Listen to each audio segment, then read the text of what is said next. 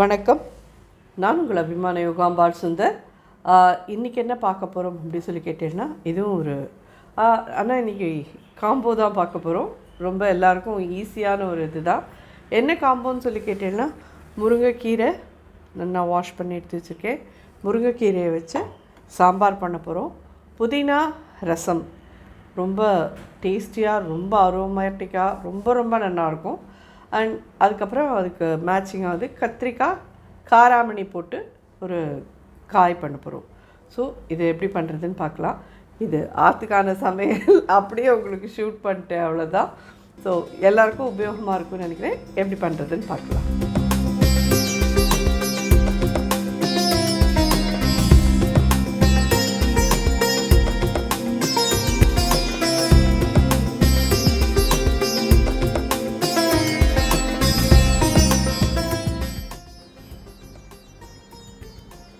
ரெண்டு ஸ்பூன் எண்ணெய் விட்டுருக்கேன்.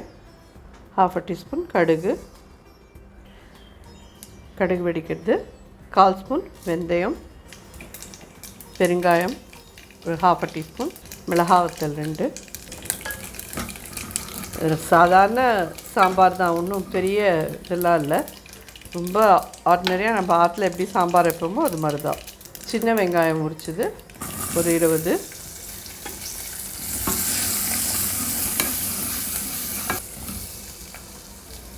மஞ்சப்பொடி ஒரு 1/4 ஸ்பூன்,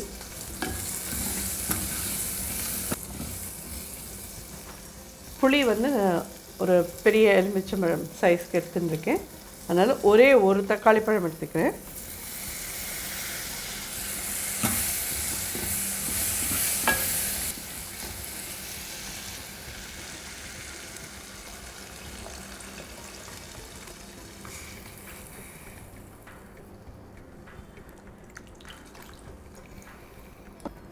நல்லா கரைச்சி விட்டோம்.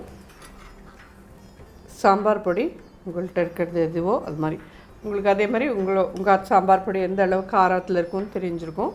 அதுக்கு தகுந்த மாதிரி போட்டுக்கோங்க. நான் 2.5 ஸ்பூன் கிட்ட போடுறேன்.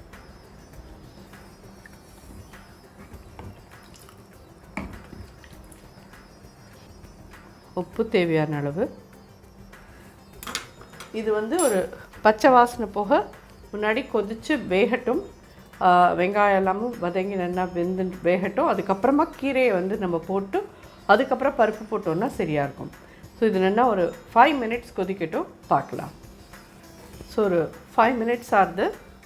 ஒரே ஒரு பச்சை மிளகாய் ஸ்லிட் பண்ணி போடுங்க. கொஞ்சமாக வெல்லம் ஆப்ஷனல், தேவைப்பட்டால் போடுங்க, இல்லைன்னா வேண்டான்னா விட்டுடுங்க. இந்த கீரையும் நல்லா வாஷ் பண்ணி வச்சுருக்கோம், இதில் போடலாம்.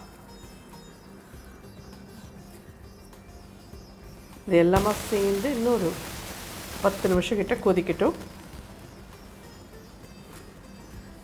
கீரை நல்லா வெந்துடும். அதுக்கப்புறம் பருப்பு போட்டு பருப்போடு கூட இன்னொரு 10 நிமிஷம் கொதிச்சதுன்னா சாம்பார் ரெடி. ஸோ இது பார்த்தெல்லாம் கீரையோடு ஒரு 10 நிமிஷமாக கொதிச்சுட்டுருக்கு.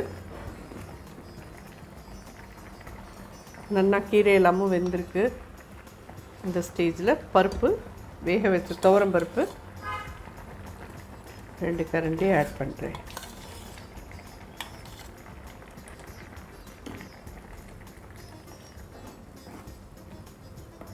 பருப்போடையும் ஒரு 5 to 7 மினிட்ஸ் கொதிக்க விடுங்க. எல்லாம் ஒன்றா சேர்ந்து கொதிச்சுதான் இருந்தால் தான் நல்ல வாசனையாக இருக்கும் சாம்பார். உங்களுக்கு சாம்பார் பண்ண தெரியாதான்னு கேட்குறேன், ரொம்ப கரெக்ட். தப்பு தான் நான் சொல்கிறது. புதுசாக செய்கிற குழந்தைகளுக்கோசரம் தான் சொல்கிறேன். ஸோ இது கொதிக்கட்டும். சாம்பார் ரெடி. இறக்கி வச்சுட்டு ரசம் எப்படி பண்ணுறதுன்னு பார்க்கலாம். தட்டை போட்டு மூடி வச்சுருங்க எல்லாத்தையுமே, சொல்கிற மாதிரி. ஏன்னா இது சாம்பார் ரசம் எல்லாம் இறக்கின கையோட மூடி வச்சிட்டோன்னா தான் இந்த வாசனை போகாமல் நல்லாயிருக்கும். ஸோ இது கொதிச்சதும் இன்னொரு 5 மினிட்ஸ் கொதிச்சது இறக்கி வச்சுன்னுட்டு ரசத்தை பண்ணுறதே பார்க்கலாம். சாம்பார் பார்த்தீங்கன்னா ஜோராக ரெடி ஆகிடுது. கொத்தமல்லி போட்டு மூடி வச்சிடலாம். ஸோ இப்போது ரசத்துக்கும் கறிக்கும் நம்ம வந்து வறுத்துக்கணும். அது மட்டும் வறுத்துணுடலாம். முதல்ல ரசத்துக்கு வேணுங்கிறது வறுத்துணுடலாம். 2 ஸ்பூன் தனியா, 1 ஸ்பூன் ஜீரகம், 1/2 ஸ்பூன் மிளகு, ஒரே ஒரு மிளகாத்தூள். உங்களுக்கு இன்னும் கொஞ்சம் காரம் தேவையாக இருக்கும் அப்படின்னு சொன்னால் நீங்கள் அதுக்கு தகுந்த மாதிரி மிளகா இது பண்ணிக்கோங்க. இதை ஒரே ஒரு ட்ராப் எண்ணெய் விட்டு வறுத்துக்கிறேன். ஒரு 6 கருவேப்பிலையும் இதில் போட்டுடுறேன். ஆக்சுவலி புதினா ரசத்துக்கு வந்துட்டு நம்ம கருவேப்பிலை, கொத்தமல்லிலாம் மேலே போடணும், கொதிக்க விடணும்னு அவசியமே கிடையாது. ஏன்னா புதினா வாசனை தான் டாமினேட்டிங்காக இருக்கணும். இது இந்த ரசப்படியில் பண்ணி இதை வச்சுக்க போகிறோம். இந்த ஸ்டேஜில் இதில் வந்து பூண்டு பிடிக்குங்கிறவா பூண்டையும் சேர்த்து போட்டு வறுத்து நீங்கள் அரைச்சி பண்ணிக்கலாம். நாம் இன்றைக்கி வெறுமை தான் பண்ண போகிறோம். ஸோ நல்லா வறுத்தாச்சு, வாசனை வர இதை எடுத்து வச்சுக்கலாம். இப்போ கத்திரிக்காய் காராமணி கறிக்கு வேணுங்கிறதையும் வறுத்துடலாம். 2 ஸ்பூன் தனியா, கடலைப்பருப்பு 1 ஸ்பூன். இந்த பொடி பண்ணி போடுறதுல இருக்கிற காரம் தான். ஸோ அதுக்கு உங்களுக்கு தகுந்த மாதிரி நீங்கள் போட்டுக்கோங்க. நான் 4 மிளகாத்தூள் போட்டிருக்கேன், ஒரு 5-6 மிளகு போட்டிருக்கேன். இதையும் ஒரு சொட்டு எண்ணெய் விட்டு ஒரு 300 கிராம்ஸ் கிட்டக்க கத்திரிக்காய் எடுத்துருக்கேன். ப்ளஸ் காராமணி ஒரு 100 கிராம்ஸ் காராமணி ஒரு 2-3 ஹவர்ஸ் வெந்நீரை விட்டு ஊற வச்சுட்டு ப்ரெஷர் குக்கரில் போட்டு 2 விசில் கூட வாங்கலை. ஒரு விசில் பெருசாக வந்தது, இன்னொரு விசில் வர ஆரம்பிச்சதுமே ஆஃப் பண்ணிட்டேன். கரெக்டாக அது, ஏன்னா அதுக்கு மேலே இருந்ததுன்னா குழஞ்சி போயிடும் காராமணிலாம். அதேமாதிரி காராமணி நீங்கள் வேக விடுறதே அந்த காராமணி முங்குற அளவுக்கு தண்ணி விட்டு வேக விடுங்க. இதுலேயும் ஒரு 6 கருவேப்பிலை போடுறேன். ஸோ நல்லா வறுத்துட்டாச்சு. இதையும் இதெல்லாம் பொடி பண்ணி வந்துடலாம். நம்ம இப்போ ரசம் வைக்க ஆரம்பிக்கலாம். இது என்னென்னு கேட்டேன்னா புளி ஜலம். நெல்லிக்காய் சைஸ் புளியை வந்து நல்லா ஒரு 2 கப் தண்ணி விட்டு கரைச்சி எடுத்து வச்சுருக்கேன். ஒரு தக்காளி,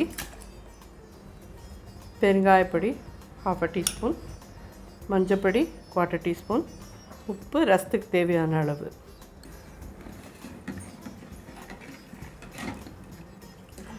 ஜஸ்ட் இது ஒரு 5 மினிட்ஸ் நல்லா கொதிக்கட்டும்.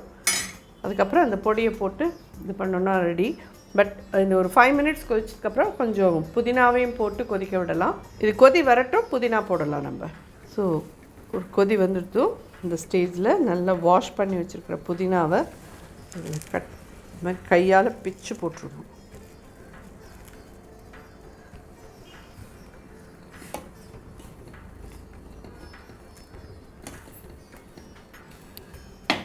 நல்லா சேர்ந்து கொதிக்கட்டும். ரசப்படி பண்ணினோம் இல்லையா, அதுவும் ரெடி ஆகிடுத்து. அதையும் சேர்த்து இதில் போட்டுடலாம்.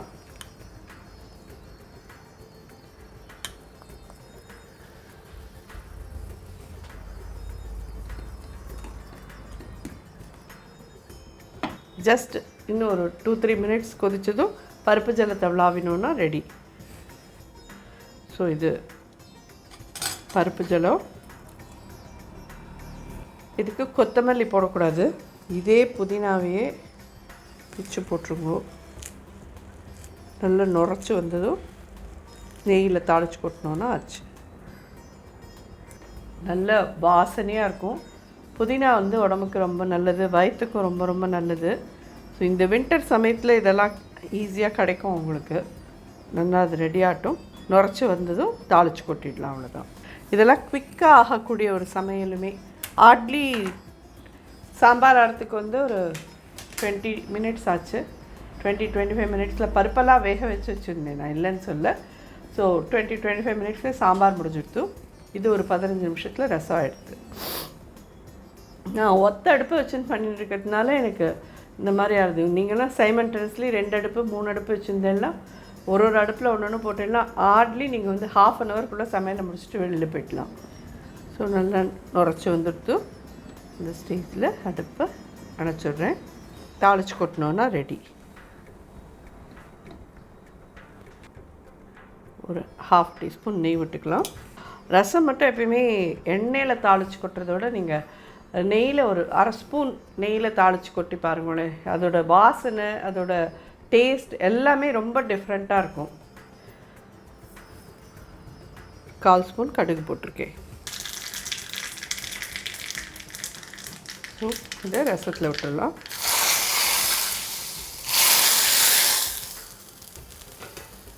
தட்டை போட்டு மூடிடலாம். புதினா ரசம் ரெடி. அடுத்ததாக கத்திரிக்காய் காராமணிக்காய் பார்க்கலாம். இது ரொம்ப ஈஸி, ஆனால் வந்து ரொம்ப டேஸ்டியாக இருக்கும். நீங்கள் இந்த சாதத்தோடு கூட பிசைஞ்சு சாப்பிட்றேன்னாலும் சாப்பிட்லாம். எங்காத்து குழந்தையெல்லாம் அப்படி தான் பண்ணுவாள். இந்த கத்திரிக்காய் காராமணி இது பண்ணால் கத்திரிக்காய் அவளுக்கெல்லாம் பிடிக்காது. கத்திரிக்காயெல்லாம் எடுத்து வச்சுட்டு காராமணி இந்த பொடி இருக்குது இல்லையா, அதோட நல்லாயிருக்கும். சாதத்தில் நெய்யை விட்டு அதை பிசைஞ்சு சாப்பிட்ருவாள். கத்திரிக்காயெல்லாம் எனக்கு வந்துடும்.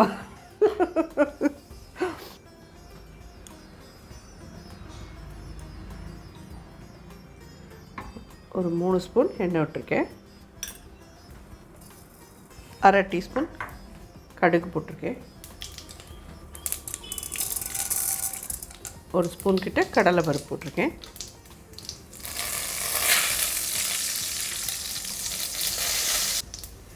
கருவேப்பிலை, பெருங்காய பொடி,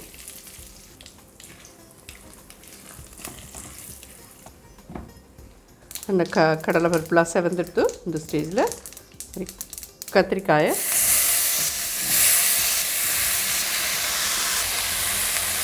ஒரு 1/2 டீஸ்பூன் மஞ்சள் பொடி, கத்திரிக்காய்க்கு தேவையான உப்பு ஒரு 1/2 டீஸ்பூன் போடுறேன். ஏன்னா இதெல்லாம் ரொம்ப தாங்காது, கரிச்சு போயிடும்.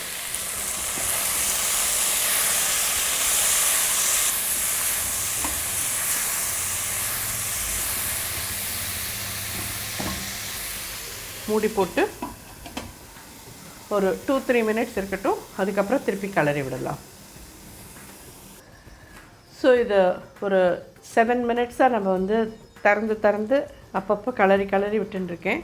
ஸோ நல்லா வதங்கினதுக்கு அப்புறமா நம்ம இந்த பொடியெல்லாம் போடலாம். நான் சொன்ன காராமணி இது தான். நல்லா ஒரு 2-3 ஹவர்ஸ் தான் வெந்நீரை விட்டு வேக விட்டேன். அதுக்கப்புறம் ஒரு 1.5 விசில் 2 விசில் தான் கொடுத்து வாங்கியிருக்கேன். தண்ணி மட்டும் அது ஃபுல்லாக முங்குற மாதிரி விட்டுட்டு விசில் வாங்கி இதை எடுத்துருங்கோ. ஒரேடியாக 3-4 வாங்கினேன்னா அதுக்கப்புறம் அது ஏதாவது ரகடா பேட்டிஸ் மாதிரி தான் பண்ணணும்.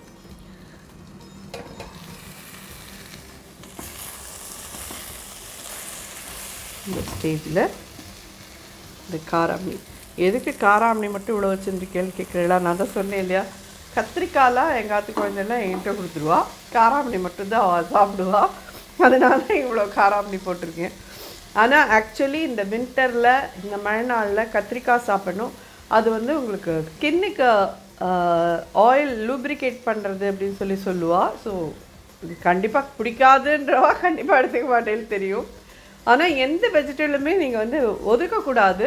ஏதாவது ஒரு விதத்தில் நீங்கள் சாப்பிட்றதுக்கு பழகிக்கோங்க.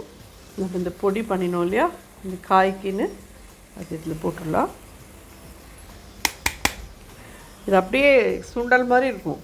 நம்ம இந்த நவராத்திரி போது இந்த காராமணி சுண்டல் பண்ணுவோம் இல்லையா, அது மாதிரி இருக்கும்.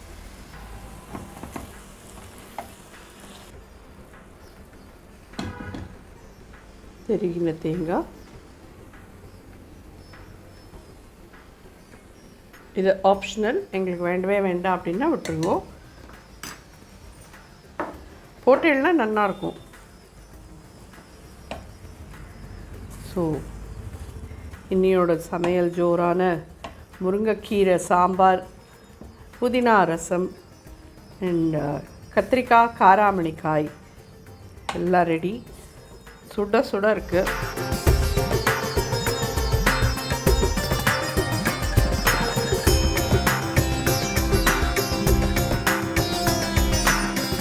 இந்த குளிருக்கும் மழைக்கும் சுட சுட சாப்பிட்டோன்னா நல்லா ஜோராக இருக்கும்.